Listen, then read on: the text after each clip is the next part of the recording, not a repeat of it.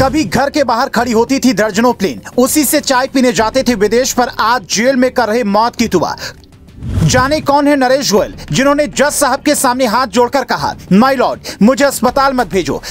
300 रुपए महीने की नौकरी में शुरू हुआ सफर, जवानी में कमाए अरबों, पर बुढ़ापा आते आते हो गई हालत खराब। साधारण से शर्ट पैंट पहना यह व्यक्ति कभी अरबों का मालिक हुआ करता था। दर्जनों हवाई जहाज घर के बाहर खड़ी होती थी। चाय पीना हो या फिर डिनर करने विदेश जाना हो, तुरंत जहाज तैयार होता था तो साहब उड़ान भरते थे। लेकिन आज इनकी हालत ऐसी हो गई है कि मौत की दुआ मांग रहे हैं, और ये सब कुछ हुआ सिर्फ एक गलती से। कभी अमीर बन जाएं तो वो कौन सी गलती है जो आपको नहीं करनी है? कैसे 300 रुपए महीने कमाने वाला व्यक्ति देश की सबसे बड़ी एयरलाइन कंपनी का मालिक बना, ये भी आपको बताएंगे। लेकिन उससे पहले सुनिए शनिवार को मुंबई की अदालत में ऐसा क्या हुआ कि जज साहब भी भावुक हो गए।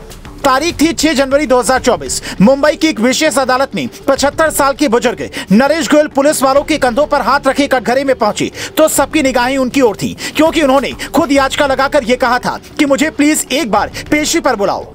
मुंबई की आर्थर जेल रोड से मैं आपके पास आना चाहता हूं। जज साहब को लगा कि जेल में दिक्कत की बात बताएंगे, पर इन्होंने हाथ जोड़कर जब बोलना शुरू किया तो जस्टिस MG देशपांडे भी भावुक हो गए। नरेश गोयल ने कहा, मैं बहुत कमजोर हो गया हूँ, घुटने में सूजन और दर्द है, पैर भी नहीं मुड़ते, टॉयलेट करते समय गंभीर दर्द होता है। ज्यादातर वक्त मुझे जेल में मदद नहीं मिलती, क्योंकि हर वक्त जेल स्टाफ खड़ा नहीं रह सकता। पर मैं अदालत से कहना चाहता हूँ कि मुझे JJ अस्पताल न भेजें। आर्थर रोड जेल से अस्पताल तक जाना बेहद थकाऊ और परेशानी भरा है। वहां जाकर मरीजों की लंबी लाइन होती है। मैं समय पर डॉक्टर के पास नहीं पहुंच पाता, इलाज भी होता है तो फॉलो अप नहीं हो पाता है। इसीलिए प्लीज अस्पताल न भेजें, मुझे जेल में रहकर मौत का इंतजार करने दें। मेरी पत्नी अनीता का कैंसर एडवांस स्टेज में है, उसकी देखभाल करने वाला कोई नहीं है, क्योंकि मेरी इकलौती बेटी भी बीमार रहती है।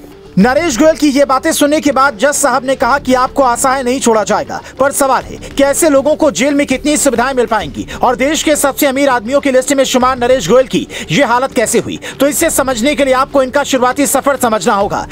जब ये कम उम्र के थे तभी पिता की मौत हो गई। किसी तरह ग्रेजुएशन किया और दिल्ली में मामा के पास काम करने आ गए। 300 रुपए महीने की नौकरी करके किसी तरह से खर्चा चलाया, पर आंखों में सपना अपनी कंपनी बनाने का था, इसीलिए लगातार मेहनत करते रहे। और साल 1973 में यह सपना तब पूरा हुआ जब खुद की ट्रैवल एजेंसी खोली, पर कंपनी का नाम रखा जेट एयर, जिसका लोगों ने मजाक भी उड़ाया कि नाम तो ऐसे रखा है जैसे एयरलाइन कंपनी के मालिक हों। और ये बात इनकी दिल पर ऐसी लगी कि नरेश गोयल ने करीब 18 साल बाद जेट एयरवेज टैक्सी की भी शुरुआत कर दी। और साल 2010 तक तो इतने नोट छापे, इतनी कमाई की कि इनकी कंपनी हिंदुस्तान की सबसे बड़ी एयरलाइन बन गई। साल 2007 में एयर सहारा को भी इन्होंने टेक ओवर किया था। पर कहते हैं कि ज्यादा कमाने की इच्छा कभी कभी इंसान पर भारी पड़ जाती है। कंपनी इतने कर्जे में डूबती गई कि इन्हें कंपनी की बोर्ड से इस्तीफा देना पड़ा। साल 2010 में इनकी कंपनी बंद हो गई और दिल्ली से लेकर मुंबई तक इनके ठिकानों पर छापेमारी होने लगी, क्योंकि केनरा बैंक ने यह शिकायत की थी कि उसने